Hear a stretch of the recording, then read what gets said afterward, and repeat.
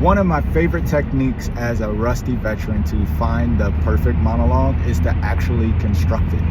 I affectionately call this creating a Frankenstein monologue. So before I go any further, I'm Edmund Allen Jones, aka Eddie with a Y, and I like talking about the craft of acting because I've been doing it so long and I've been teaching it for so long, and now I got the interwebs. Newsflash, I don't really like social media that much, but I'm doing this because I got all this stuff in my head and I'm hoping I can help somebody with what I'm about to say. So the Frankenstein monologue, it's not like a traditional monologue where you go into a play and you find a big old chunk of text where one person is just saying a soliloquy or saying all the words at one time and just verbal vomit at someone. It's really, you're going after a scene, a really great scene where there's some back and forth and the character goes through transformation. And it's really simple. You just cut out the other character's lines. And what ends up happening is that monologue that you're creating, also call that a continuous monologue. So it's when you write down just all of your lines as if it were a monologue, you'll see a more dynamic storytelling.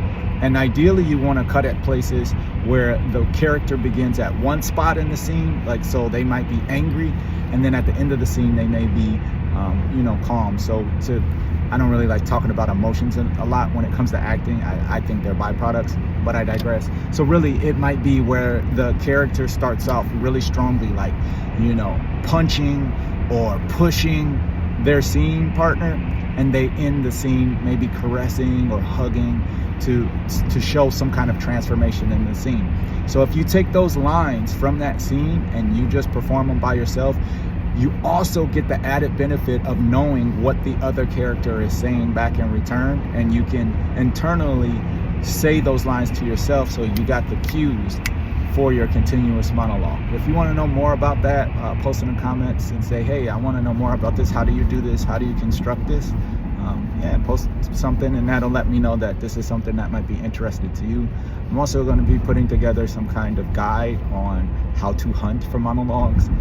And ultimately, once you get the perfect monologue, I have a process that will help you memorize it thoroughly well, get it in your bones so you never ever forget it, or at the very least have a system to keep it fresh in your mind. So that's why I'm doing all this.